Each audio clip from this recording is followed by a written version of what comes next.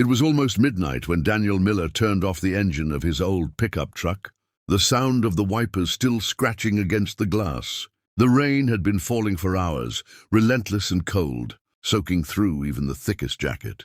He sat there for a moment, staring through the foggy windshield at the small, run-down house he now called home. Life hadn't been kind to him lately. His wife, Emily, had passed away 2 years ago, leaving him to raise their 5-year-old daughter Lily all alone. Since then, every night felt longer, every morning heavier, and every smile from his little girl was both a blessing and a knife twisting in his chest, a reminder of the woman he had lost. He stepped out of the truck, clutching a grocery bag in one hand and his tool belt in the other, his boots sinking into the muddy driveway. The wind howled through the pine trees surrounding the small town of Maple Hollow, carrying with it the faint smell of wet earth and distant wood smoke. As he approached the porch, he froze. There, right in front of the door, sat a small wicker basket covered with a soft blue blanket. For a moment, Daniel thought maybe one of the neighbors had left something for him, maybe food or a delivery. But then he heard it, a faint whimper, followed by the smallest, weakest cry he'd ever heard. His heart skipped. Slowly he set the bag down, crouched, and peeled back the edge of the blanket. Inside, a baby stared up at him with wide, tear-glossed eyes, maybe a few months old, wrapped in a thin white cloth trembling from the cold. A tiny hand reached out and grasped his finger instinctively, and something inside Daniel shifted. He felt it, that old familiar pull of fatherhood, the one that made you want to protect, to hold, to fight the world if you had to. But this wasn't his child. "Hey there. Where'd you come from?" he whispered, his voice trembling. He looked around, scanning the empty road, the dark forest beyond. No cars, no footsteps, nothing but the rain. Who would leave you out here like this?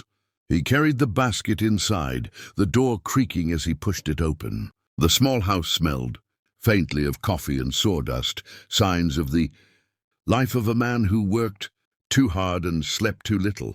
He placed the baby gently on the old couch, ran to grab a towel, and started drying the tiny body.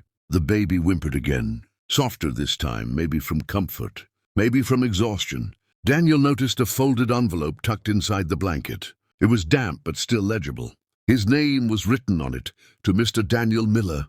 He tore it open, the paper trembling in his rough, calloused hands. Inside, a short note written in shaky handwriting read, "Please take care of her. Her name is Hope. I can't keep her safe anymore. You're the only one who can. I'm sorry." That was it. No name, no explanation. Just those few haunting words. He sat down heavily, staring at the note. "You're the only one who can—" He whispered it. Again, his mind racing. Who would know him like that? Who would trust him with a child? He hadn't spoken to anyone outside of work in months. Lily's sleepy voice broke the silence. "Daddy, who's crying?" He turned to see his daughter standing in the hallway, rubbing her eyes, her little stuffed rabbit dangling from her hand. Her blonde hair was messy, her pajamas covered in little stars. Daniel forced a smile. "Hey, sweetheart. It's a baby.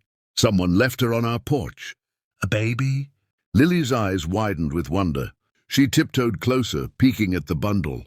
The baby cooed softly, as if sensing another child nearby. Lily smiled. "She's cute. What's her name?" Daniel hesitated, then said softly, "Her name's Hope." Lily knelt beside the couch, gently touching the baby's tiny hand. "Hope," she repeated like she was testing the sound. "Can we keep her, Daddy?" Daniel's chest tightened. He wanted to say no, that this was a mistake, that they had to call the police, that they couldn't afford to take care of another child when they were barely managing as it was. But when he looked at Lily's face, then at the helpless baby before him, he couldn't bring himself to say it. Instead, he sighed and whispered, "We'll take care of her tonight. Just tonight, okay?" He called the sheriff's office, leaving a message since no one picked up. Maple Hollow wasn't exactly known for its fast response times. Then he prepared a bottle of warm milk, improvising with what he had, and held Hope close to his chest as she drank. The warmth of her small body against his brought back memories. Emily in the rocking chair, humming softly as she fed Lily in the middle of the night, the glow of the lamp painting her face in gold. For the first time in years, Daniel felt something crack open in his chest. Not pain, but something gentler, something dangerously close to hope. By morning, the storm had passed, and sunlight streamed through the thin curtains. The baby was asleep, tucked safely beside Lily on the couch. Daniel stood by the window, holding a cup of coffee, his mind a storm of questions. Who had left the baby? Why him? And what was he supposed to do now? He knew the sheriff would call back soon, and once they did, they'd take hope away. It was the right thing to do. But as he watched Lily stroke the baby's hair with childlike tenderness, he couldn't shake the thought. Maybe, just maybe, this was meant to happen. When the phone rang, his heart jumped. "Sheriff Dalton," the deep voice said on the other end. Daniel explained everything. The basket, the note, the baby. The sheriff sighed. "You did the right thing, Daniel. We'll send someone over to pick her up soon. Till then, keep her safe. Keep her safe." Those words stuck with him long after he hung up.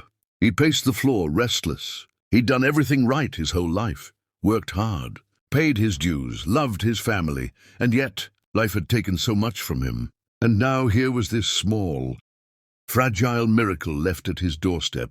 He didn't know why, but deep down, it felt like the universe was giving him a second chance. Hours passed and no one came. When Daniel finally called again, the sheriff's assistant said they were backed up with an emergency and would send a social worker in the morning. That night, Hope cried again, a soft, broken sound that tore at Daniel's heart. He held her close, pacing the small living room, while Lily slept in her bed. "Shh, it's okay," he murmured. "You're safe here. You're okay." He didn't know if he was talking to her or to himself. As the night deepened, he sat in the old rocking chair, Hope resting against his chest. The fire flickered low, shadows dancing on the walls. "Guess you're my family now," he whispered with a tired smile. And for the first time in a long time, Daniel felt peace.